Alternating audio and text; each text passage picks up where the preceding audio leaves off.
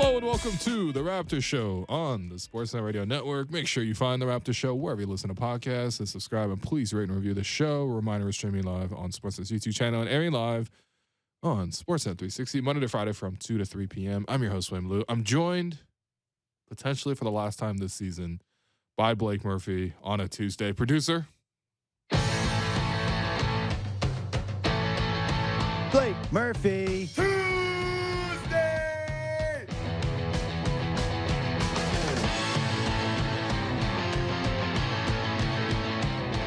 What's going on, buddy? We're going to miss you, man. I just got to say, it's on the Raptors.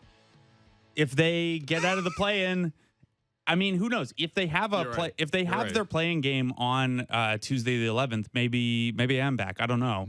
Got you. Yeah, a little bit up in the air. I'm off next week. I'm gone away for a wedding.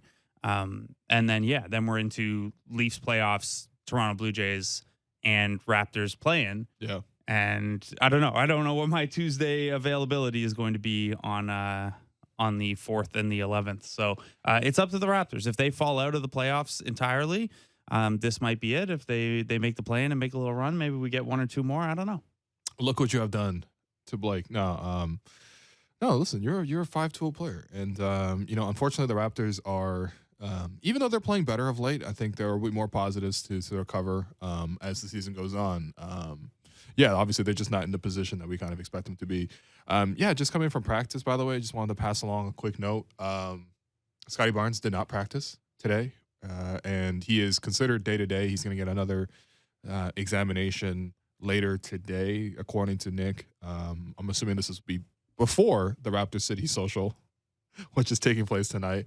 If you have a spare grand sitting around and you want to come through. Are you going? No, man. You know what they do with the media one. That's one. And which, listen, it's cool. It's actually a good interactive environment. But we're not actually able to stay for the main gala portion. There's the red carpet kind of thing. Yeah. So you can be like, "What are you wearing?" And Delano's like, "Hudson's Bay Company," and Fred's like, "Every company that gave me a dime." And I would love to see that's Fred it. pull up in some Uggs, actually. Uggs and Canada Goose, and I don't know, like a Visa or MasterCard, whichever credit card he's with, as a T-shirt underneath. It'd be great. And then, of course, FVV designer pants or something like that. He's got his own brand to mix in there, too. These guys are pushing their clothing less these days. I was at the Bay on the weekend, and there's Delano stuff everywhere. It's really funny. Wow. People still go to the Bay, huh? They shut the one down here at Young and Bloor. That one's iconic. Yeah, I live now close. It's like a coffee shop or something. I live close to Eden Center, though. Got you. So it's not. You need a pair of dress shoes in a pinch. I had a foster pup chew up a pair of my dress shoes, and I wanted to replace them before I forgot. Yeah, I mean, Well, I don't know if the new shoes will be. I don't know if they'll get the nod. We'll see if they. Oh, okay. All right. We got options, but yeah, I wanted to replace since one shoe became a dog toy. Well, it doesn't happen with cats. That's why cats I have one of those as well. That's why cats are superior. So those are the takeaways from practice. Not that much else, to be honest. So Scotty did have an MRI and it was clean. But Nick did describe it as being sore, and so we'll see. My guess is probably he doesn't play tomorrow when the Raptors take on the Indiana Pacers, and there are 7 or 8 guards. And sometimes when I see teams like that, I do get jealous because the Raptors' third guard continues to be an issue. We'll talk about that in a little bit. But I actually wanted to start here because this is a trend that I wanted to talk to you. I think maybe last time you were on, we kind of ran out of time for this. That was sort of my bad in terms of the planning. Just sort of covering the Raptors in the fourth quarters and sort of why the Raptors struggle. And for some context, the Raptors are actually +2 on the season in terms of fourth quarter scoring margins. So that's actually obviously just as close to average as you can really get, basically, unless you're -1 or +1 or 0. And if you break that out even further, the Raptors actually +37 through the first 3 months of the season, from August, November, December. Since then, they are -35, and they have had multiple double-digit losses in the fourth quarter in terms of the scoring margins there. Blake, your reaction first off? Well, you just mixed up you said August. I don't think they played many games in August. Right, sorry, October. You're October, right. of course. You're right. Yeah. You're still on that pandemic schedule. Yeah, it's okay. I mean, what is? There are only 2 types of days: game days and off days. So yeah. It's Yeah, any August game, all I'll know about any August game you bring up is that Pascal didn't have good numbers. That's I know the Raptors' August numbers were excellent this year around because that was when they were winning the Rico Hines championship. Yes. I believe. Okay, so what's the date cutoff you use? Because I did pull some numbers on their performance late in close-ish games, not using the NBA definition, using a different definition, but I can pop in a date filter here if you give me where you want to look at from. I just divided it between essentially 2022 and 2023. So since January 1, they're minus 35 in some of those fourth quarters. And when you look at some of those losses, right, when the Raptors lost to Indiana, who the Raptors will play tomorrow here at Scotiabank Arena as Can the Basketball Week continues with yet another prominent Canadian player coming through. Actually, two. Shouts to O'Shea as well. Yeah, there's more than that. Who else? Nembhard, Mathurin. Oh, yeah, Matt. Wow. This is, you know what? There's a lot of Canadians on that team. You're right. And then Chris Duarte, the Canada basketball fans like to try to claim him as Canadian, even though he's from the Dominican. That's fair. But yeah, since the last time the Raptors played Indiana, they lost that fourth quarter 31-24. They lost the game against Minnesota in the fourth quarter 27-17. The night after lost to Boston 25-19 in the fourth quarter. They lost to Phoenix 32-22 in the fourth quarter when they lost to Phoenix. Earlier this season in Phoenix, they lost to Utah twice this season, but the second time they lost to Utah, they lost 39-20 in the fourth quarter. That was Jakob's second game in Toronto. When they played Denver, obviously that was the game that was characterized by the officials. However, they did lose the fourth quarter 35-25, which is bad. They lost 37-22 in the fourth quarter against the Lakers, which obviously that game really got away from them in the fourth quarter.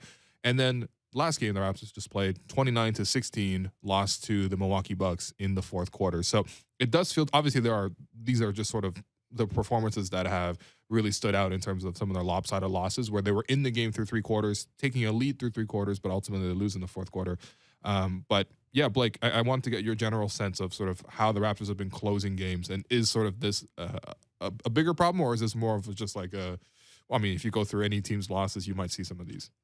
You will, but also when you look at the stats for that entire window of time, like not every team is 28th, 29th, 30th in different offensive metrics in those situations, right? There's a very clear how to the Raptors doing that, and it's that the offense kind of collapses late in those spots. And it's something where, you just laid that all out as fourth quarter.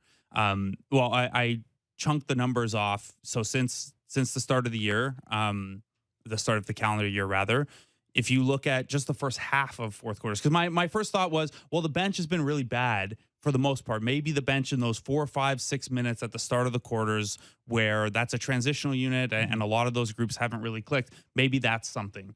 They've actually outscored opponents by 18 in the first 6 minutes of fourth quarter. So this is an issue that is almost exclusive to and that's filtered for only when the games are I took out the you're already down by huge numbers or up by huge numbers. So then you get down into the last 6 minutes of games that are within 2 possessions. So I know NBA uses 5 and 5. I'm using 2 possessions and 6 minutes because 6 minutes is usually about when Nick Nurse will put in his closing lineup. It's about his latest that he'll go, usually. Minus 56 in 94 minutes. Man. Okay. All right. So almost that is more than a point every 2 minutes that you're losing in the fourth quarter. So there's first of all, when you're trying to find out if something is noise, the first thing is, well, just how extreme is it? Because if it's super extreme, we'd obviously expect it to regress a little bit, but the further extreme you're regressing from, it's not going to go as far. That extreme, the more extreme the outlier, the more notable it is. And then there's the how or the why. And with the Raptors, that's very clearly the offense. They can't score at all late in these games. So in terms of, big picture concern or something like that, it's not all that surprising because you and I have talked about, for 3 years now, it feels like, and the Tampa Tank went the way it went. And last year they overperformed overall, but they weren't a particularly effective late game scoring team last year. And what the undercurrent with all of that is that this team, when the game grinds down to a half court offense and the other team is paying marginal attention defensively, this team really struggles to score. That's not surprising. We came into this year and we said, what is the formula for this team to be pretty good? Be a top 10 defense, be the number 1 transition offense, and do just enough in the half court on offense to get by. And it's actually like that we ended up back here is, it's not good, but there was a big chunk of the season where this team was kind of outperforming expectations offensively, and it was the defense that was poor. And now they've kind of gotten back to what we expected, where they can't really score in the half court when things grind down. That's pretty extreme, though, the numbers that I just laid out there, to be minus 56 and to be scoring barely a point a possession. Right. So every team, like the Sacramento Kings, are about to set the all-time record for offensive rating. Mm-hmm. But when we adjust for league factors, the fact that scoring is just way up around the league, they're like barely around the top 100 all time. That's how extreme scoring is around the league. The Raptors, when it comes to crunch time in a close game, can barely get a point per possession. It feels that way sometimes. It definitely felt that way when they were trying to close out the game in the fourth quarter against Milwaukee. I mean, whatever. Milwaukee made some adjustments. They turned up their intensity on defense. Obviously, a great team like that, they have another level to get to.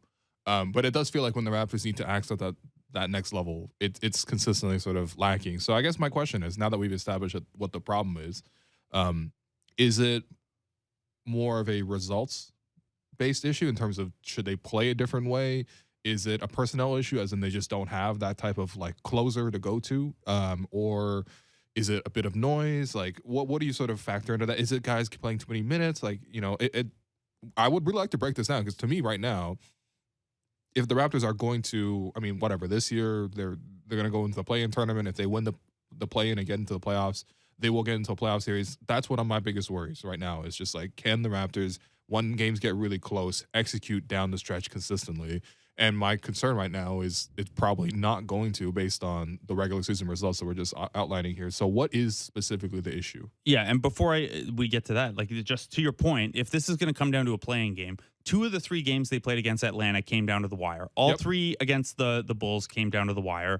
All 3 against Miami so far have come down to the wire. Like, you are playing these teams, and one of the Washington games went in overtime. So, like, these teams that you're up against, you're a whole big bag of average that everyone's just shuffling up and will pull the winner out of a hat. Like, there's no difference between these teams. There's stylistic differences, but there's no difference in quality. So you better be able to pull out these close games. You don't think Miami's going to try to gum it up and be like, a point per possession, eh?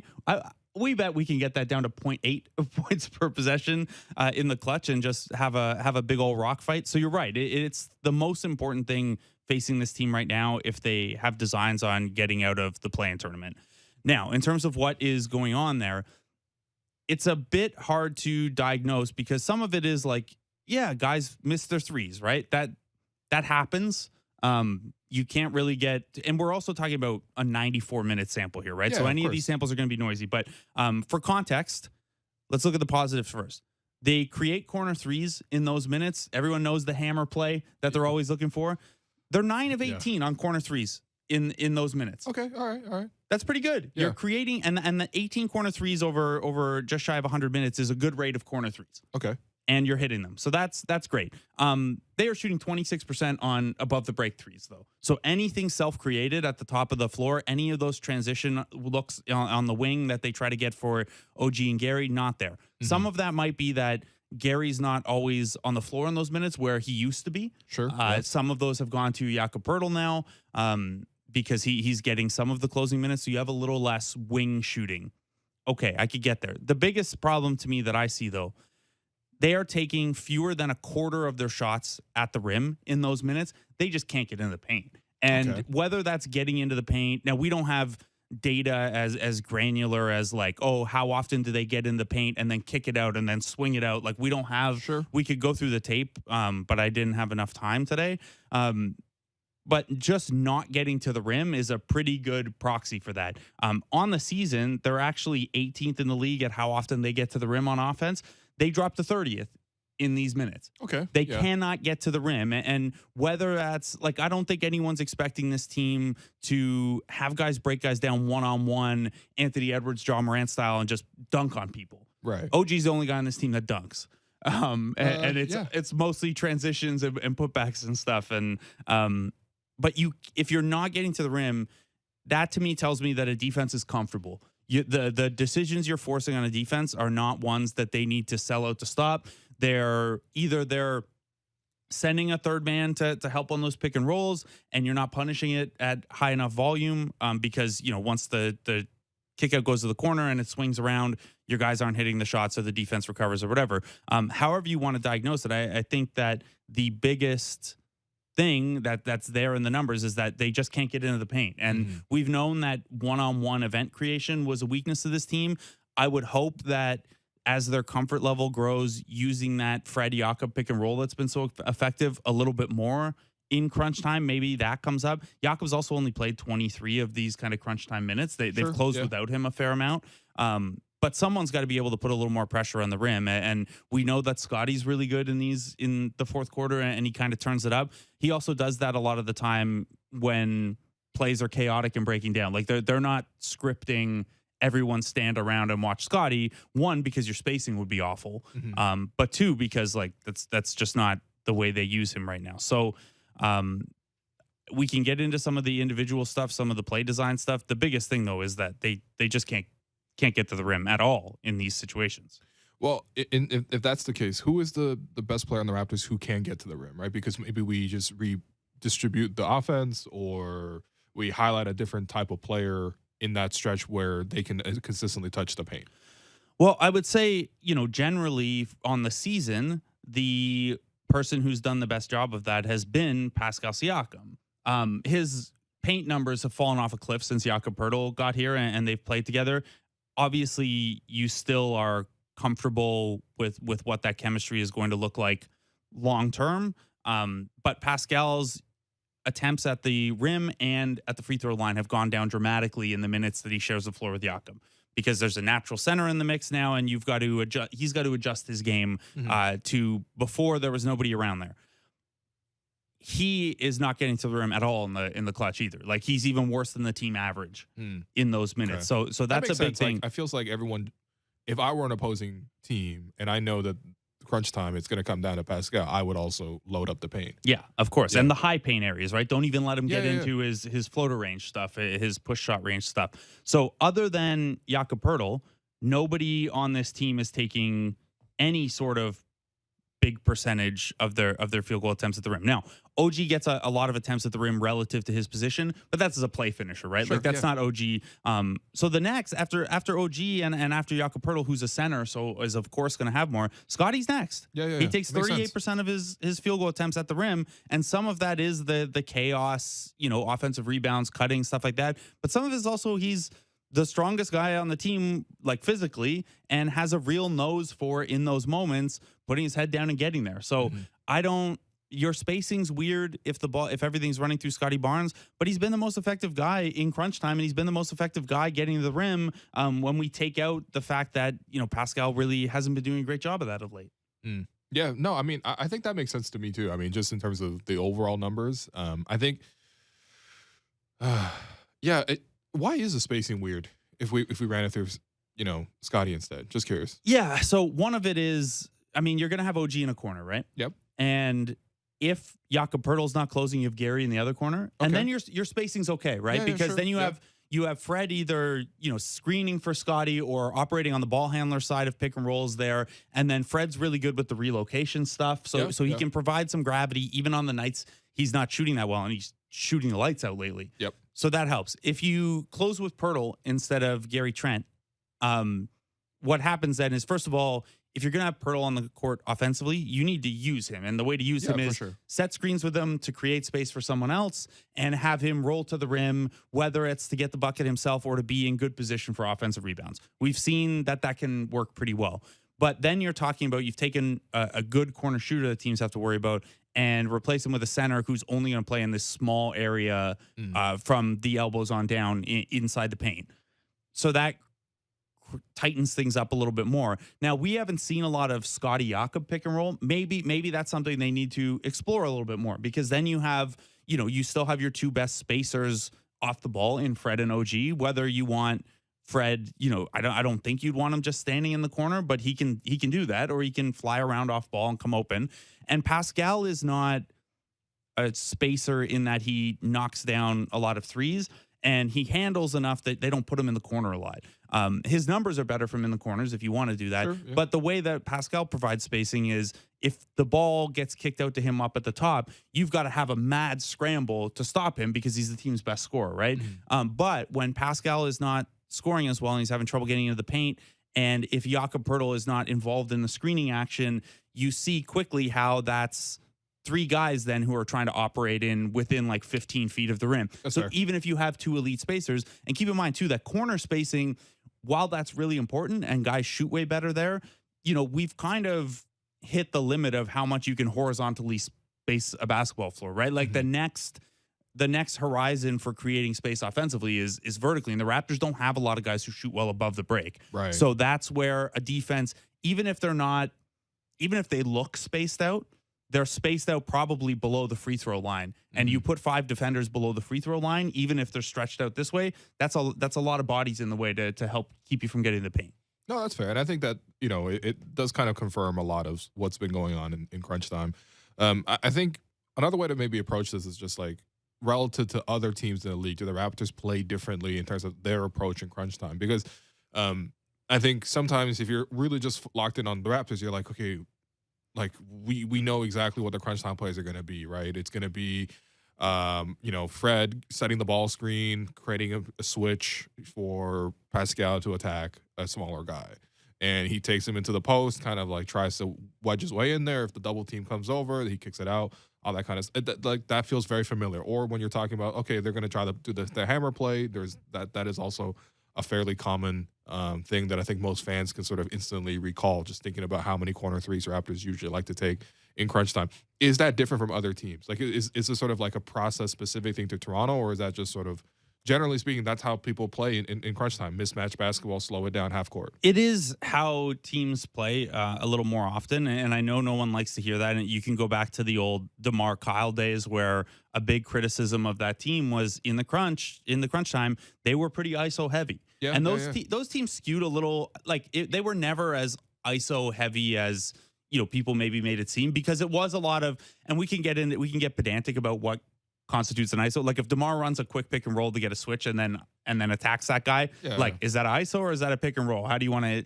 That's not really the point. The point is that version of this team, first of all, had a good isolation score in DeMar DeRozan and was very risk averse. They didn't want to turn the ball over, and that's why they went ISO heavy.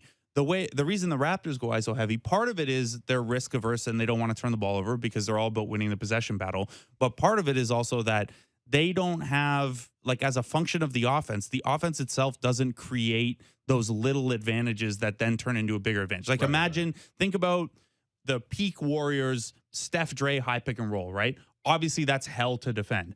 And if you're a defense, you can send a third guy to that, but they run it high enough that you've got a lot, again, vertical space. You've got a lot of space to operate in. So what a lot of teams did would try to get the ball out of Steph's hands and get it to Draymond. And you'll take the ball in Draymond's hand over Steph being able to pull up, and you hope your defense can recover. Well, then you've got Draymond handling in a 4-on-3 situation. You've got corner shooters around, and the guy who just gave up the ball is the best relocation shooter in the history of the NBA. Yeah. So that little advantage that a Steph Draymond pick and roll creates can cascade into bigger and bigger advantages if you kick it out to Clay here because someone has to come over to help on Draymond, or you kick it out here and it swings there and then, suddenly Steph has come off 3 off-ball screens, is wide open. The Raptors don't have that kind of cascading, turn a small advantage into a larger advantage into a larger advantage. Their 2 best spot-up options in OG and Gary Trent are not the type of guys who, like, OG can attack a closeout, but he's not attacking a closeout and then when the defense gets sucked in, kicking it out to the next guy. Yeah. And Gary Trent, if he's going to manipulate a closeout, it's for that sidestep 3, right? It's rarely to drive, and it's even rarer that it's to pass. So that's one thing. The Raptors can create a small advantage, but they can't turn those into bigger advantages. So they turn to isolation because, again, there's less risk with that. And if you're already saying we can't create advantages, we'll go with the safer option then. The other thing is that I just don't think they trust their guys right now to like how many times can I say they don't have a sense, I don't think, of what the next best alternative is anyway. Like, this isn't working. the Fred Pirtle pick and roll we know works in the first quarter of games like crazy. I mean, there's a concern that you foul Yak if you involve him in enough of those. And plays. that's why he's only played a chunk of these minutes, right? Yeah. And league-wide, teams do get more ISO heavy. They do grind it out a little bit. We'll see in the postseason that transition play decreases a little bit. All those things happen. None of that changes the fact, though, that the Raptors ranked 28th in clutch offense of the season. Mm-hmm. It's like there's no way around it. Every team gets this way, but the Raptors do a worse version of it than anyone except San Antonio and Houston. Right. So I can stumble over my explanations as much as I want. What it really comes down to is some teams will be built better to be more versatile offensively because you could run a Chris Paul, DeAndre Ayton pick and roll or kick it to KD or get Devin Booker an off-ball action to get open, right? Like those teams have options that the Raptors don't. But even the teams that don't have options to the level of the Raptors. Like Boston is a team, for example, that will get fairly one-on-one heavy late in games. Oh, they play one-on-one on all times. Yeah, and it's why like last year it was so eye-opening when Jaylen Brown, who we love and we think is a really good player, and they're talking about a potential supermax for him if he can sneak onto an all-NBA team and all this stuff. His ability to create one-on-one got pretty exposed in that Milwaukee series. Sure. Because he didn't have the handle and that ability to create that advantage himself. So that's something that, Boston runs into some of those same issues, but they're better at it than Toronto because Tatum is better at it than Siakam and Jaylen Brown is a little better at it than whoever the next Raptor up might be. Boston, by the way, if you want to fade them in the playoffs, they're 25th in high leverage offense. So they've got some warts there too. So even losing repeatedly to the Knicks in overtime. Even Chicago, who have DeMar DeRozan, who is like one of the, love the mid-range or hate it. He's one of the most high volume closers in basketball. Even they're like in the bottom third of the league in crunch time offense, because if you only have one option or you have two or three options that are all about the same, it's the old, if you have multiple number ones, you don't have a number one. Yeah. That's kind of what you run into here. If you don't have a way of building advantages, you don't have a way of scoring in the clutch. What would you be? I mean, I guess the one alternative is that you just give the ball to Scotty and sort of reorient everything sort of around that. I mean, again, to be clear, this is not going to happen like tomorrow or even maybe the rest of this season, just because of the fact that their focus right now is very day to day. How do we beat Indiana tomorrow? You know what I mean? Like that's the focus more than anything else.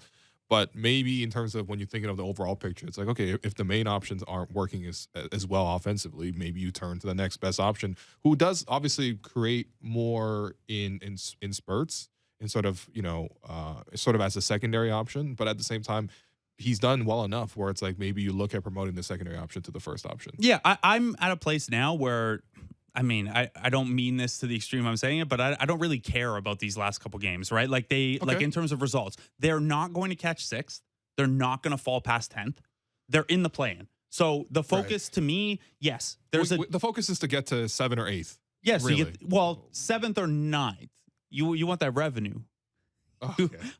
I'm being facetious. Seventh would obviously be ideal because then you get 2 chances at it and they're both at home. Sure. 8th, you get 2 chances at it. 9th, you only get 1 chance, but at least you're hosting.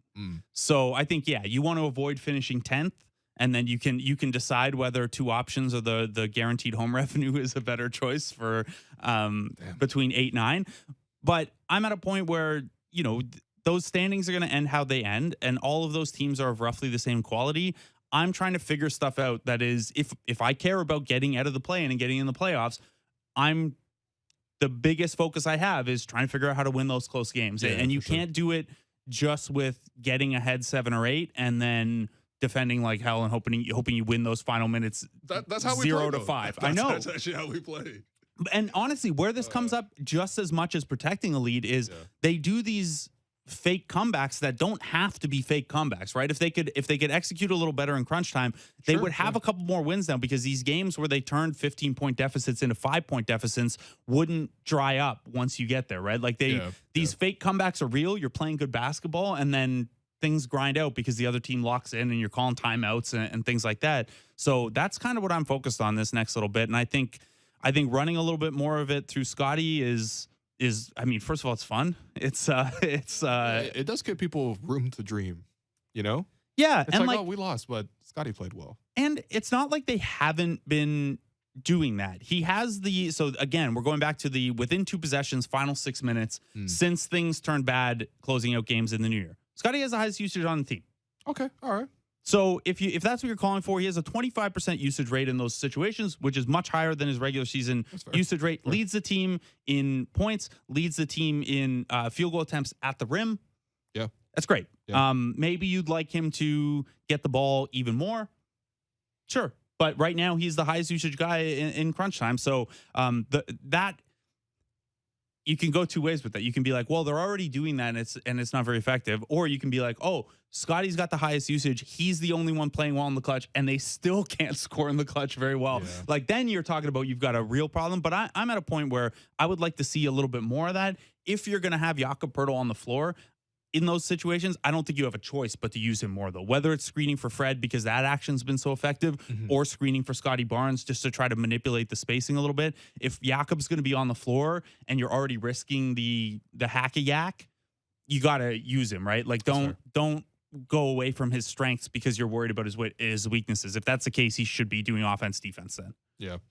Well, I mean, that's a good discussion on why the Raptors have struggled in crunch time. A little depressing though, right? I mean, it's not really depressing. I think for me, it's just like problem solving. Like, we got to figure out a new sort of way to get through it. Either we do it better right now in terms of maybe we run completely different plays. Like, again, this is a little bit too late in the season for that, but still, I think that, there will be tons of practices between now and whenever they play in the play-in, or if they get to the playoffs officially. Like, there will be more time to practice some of these things. And again, this is what games are going to come down to. It's already part of the reason why the Raptors are in this position in the first place. Like, in all these games I talked about where they lost by double digits in the fourth quarter, they had leads. You didn't even go back to November, where you mentioned the one January 2nd against the Pacers, where this thing all kind of started, right? They enter the fourth quarter down 1, and they end up.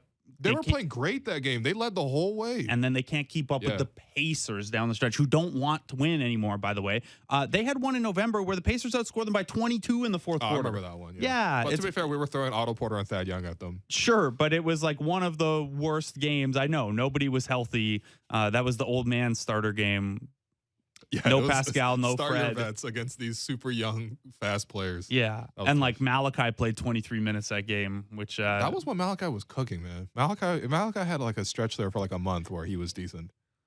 When Malachi was cooking is going to be like 10 years from now, people will talk about when Malachi was cooking the same way we talk about the Andrea Bargnani 13-game streak where he almost. He was a Mike James in April. Yeah, Looter in the Riot. That's tough. Well, that was what that's what that Tampa season was. That very last month. Still didn't get those numbers though. That's fair. You're right. Okay, but listen, that's one of the bigger problems. The other bigger problem, I think, for me is sort of the backup point guard issue. And we'll talk about that after the break. But I've been your host, Wolu. That's Blake Murphy. You're listening to the Raptors Show on the Sportsnet Radio Network.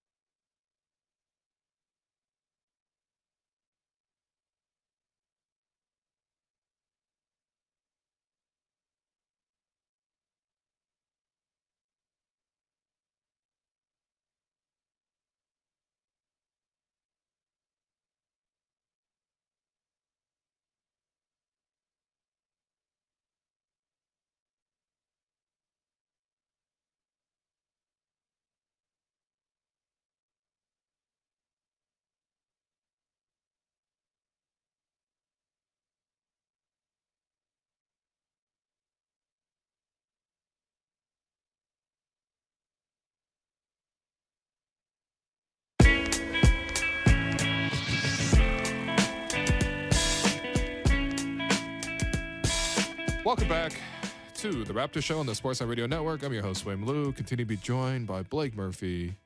And so real quickly, I think we covered obviously the crunch time issue, which is probably the biggest one on the team.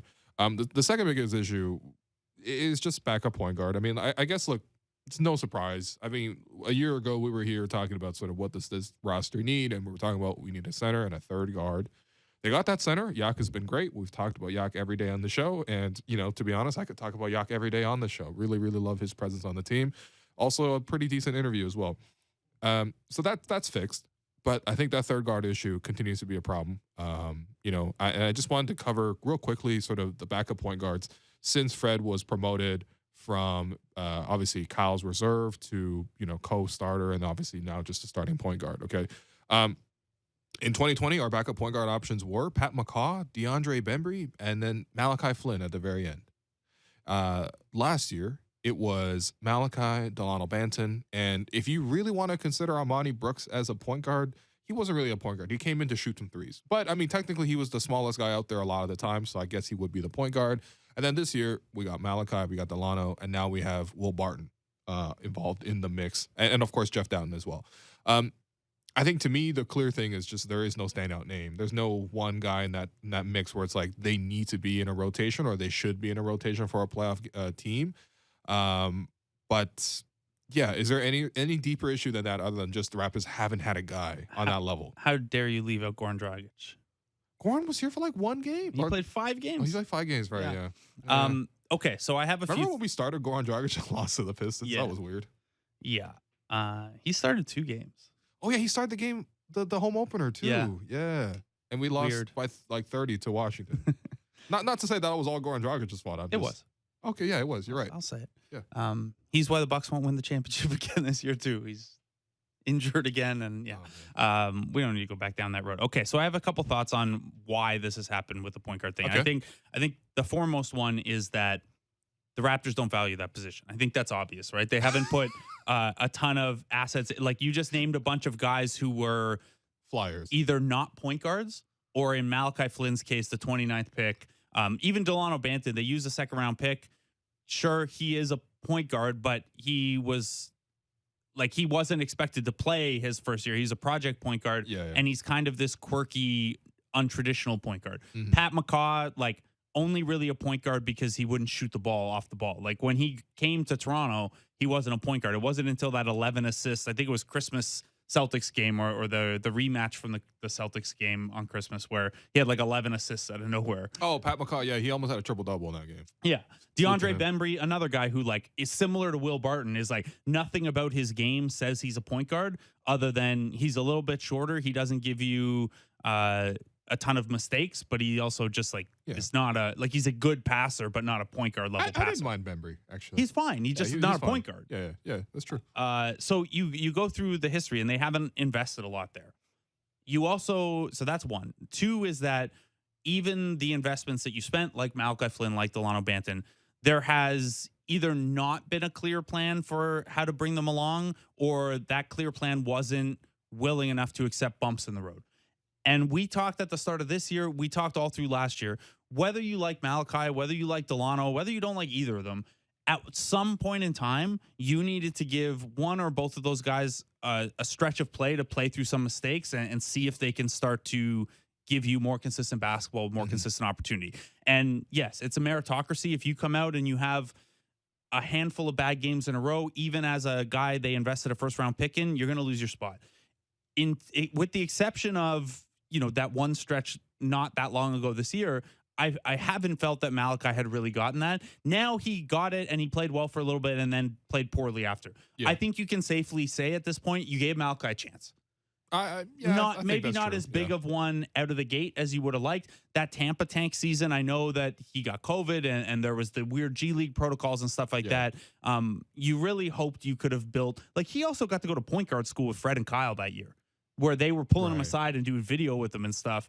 Oh, every question that year to Malachi was, what did you learn from Kyle and Fred today? Yeah.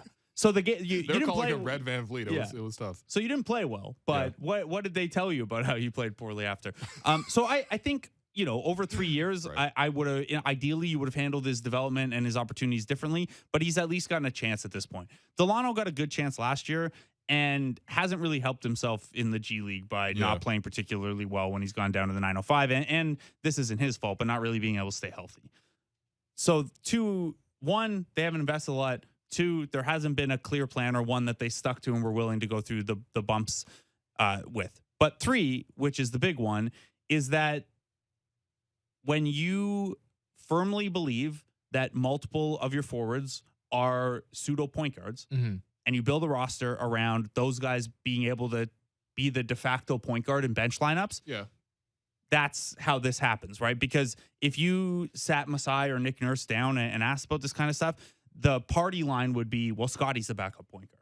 Or Pascal's the backup point guard if that's how we're staggering the lineups those days. And then they would tell you, oh, we have a great backup point guard, Scotty Barnes or Pascal Siakam. Right. But in practicality, first of all, Fred's going to miss a dozen games most years, I think, is pretty safe. Fair. So you need someone to step up into that role. By the way, he looks healthier these days. Yeah, he looks great. No more back tape. Yeah, that's great. He's not wearing the championship belt that Kyle used to wear, and he passed down to Fred of like, I got to keep my back warm because if I cool down, I'm done for the night. It's tough, man. It's hard being a professional athlete. Fred's going to miss time. And it's one thing to say Scotty and Pascal or whoever can handle some bench point guard minutes.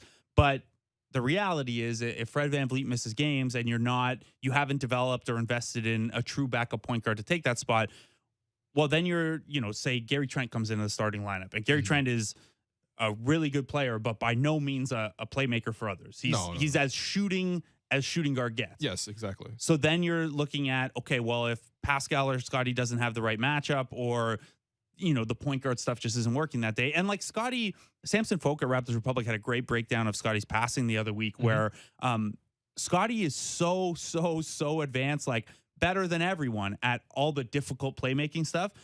And the basic like running a pick and roll and creating for a teammate is still in development, which he's a second-year player. You absolutely expect it to still be in development.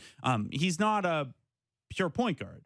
Neither is Pascal. Pascal's a really good playmaker for a combo forward, but he's not a point guard. So the kind of combination of these things, you can understand it. Hey, we have all these forwards who are good playmakers and Fred who are going to play 50 minutes a game when he's healthy. Yeah. Why would we invest our limited resources in another point guard?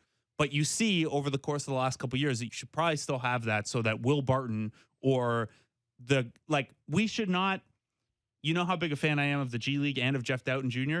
People should not be tweeting at me like, why isn't the two-way getting an opportunity at game 75 of the season when you're a team trying to be in the playoffs? Like Jeff Doughton's good and he could help this team right now in the rotation. You should not be in a situation roster-wise where people are calling for the two-way guy from a non-playoff G League team to help your team make the playoffs, right? Like that's a roster construction failure or you swung and miss on the guy's failure.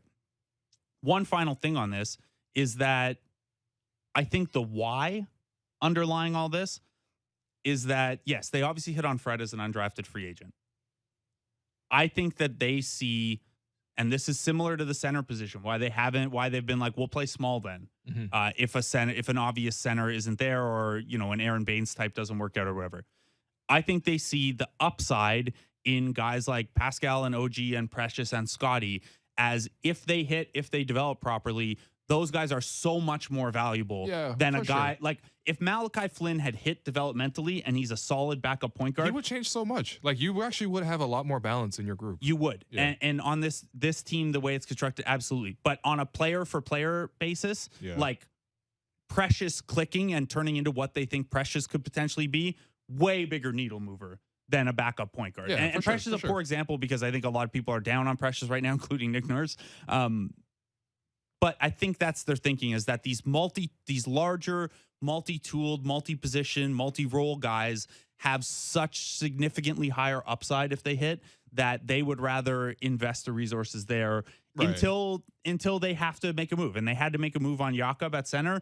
I would imagine after the last 3 years, like they got to do something with that spot this offseason with the backup point guard spot. I don't think you can. Malachi's under contract for next year. Delano's not. He's a restricted free agent. Jeff Doughton's a restricted free agent and is not like he's like a high floor prospect, not a high ceiling prospect. Yeah. Like you got to address that position finally, like you did with the center position. Yeah, no, I think that's a good summary of sort of what's going on with the Raptors' third point guard position. By the way, I mean, it's not like they haven't tried to address this issue. Like, we did see the rumors. I mean, Malcolm Brogdon even was like, yeah, I have the choice between going to Toronto and Boston. And I was like, let's go to Boston.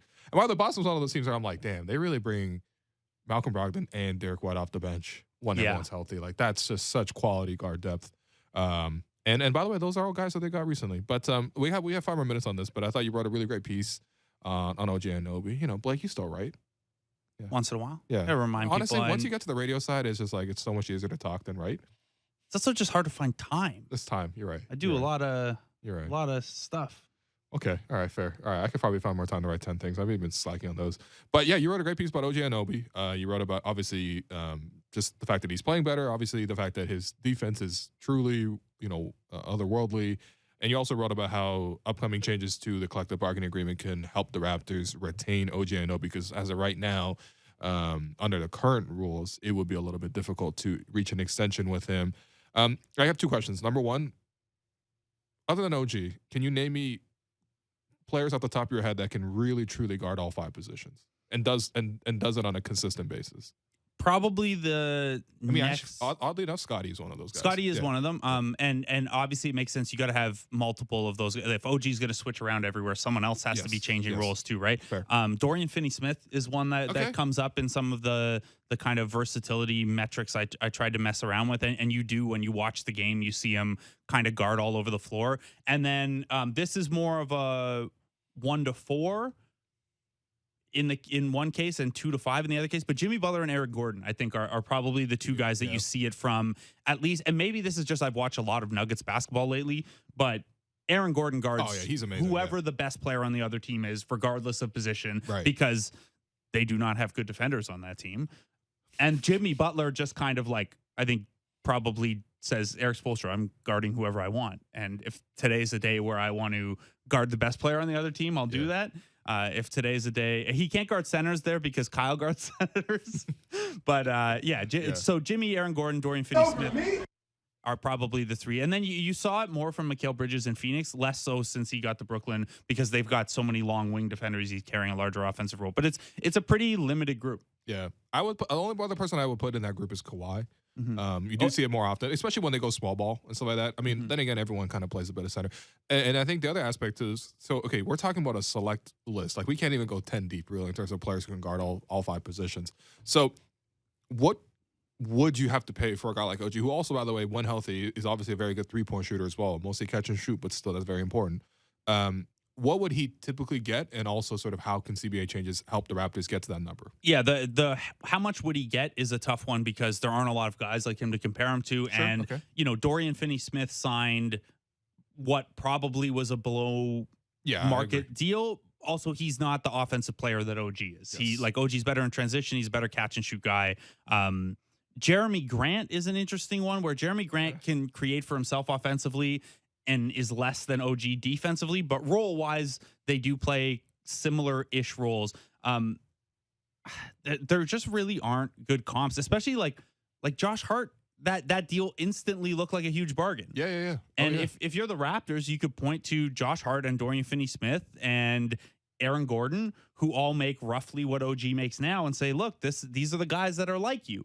And I have a feeling that's not how that conversation is going to go, or how it's going to be received. Come back and be like, first of all, clutch. Second of all, we have 2 of your unrestricted free agents right now. Do you really want to mess around?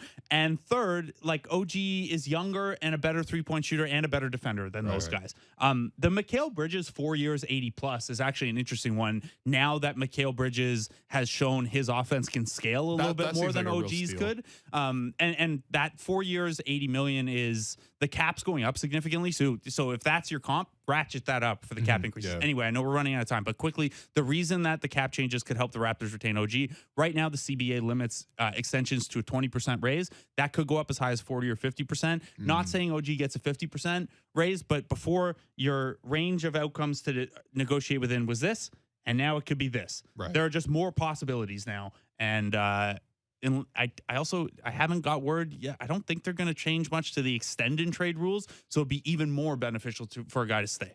Yeah. No, I mean, it will definitely help. And of course, right now with OG playing, I mean, I just can't imagine the Raptors moving on from that, even if they do other moves. But anyway, to wrap up the show, we are going to Between the Lines, brought to you by Bet Rivers. It's a whole new game. So the Raptors are taking on the Indiana Pacers tomorrow at home. We know the Raptors are obviously much more successful at home than they are on the road this season. However, the Raptors have lost twice to Indiana already this year.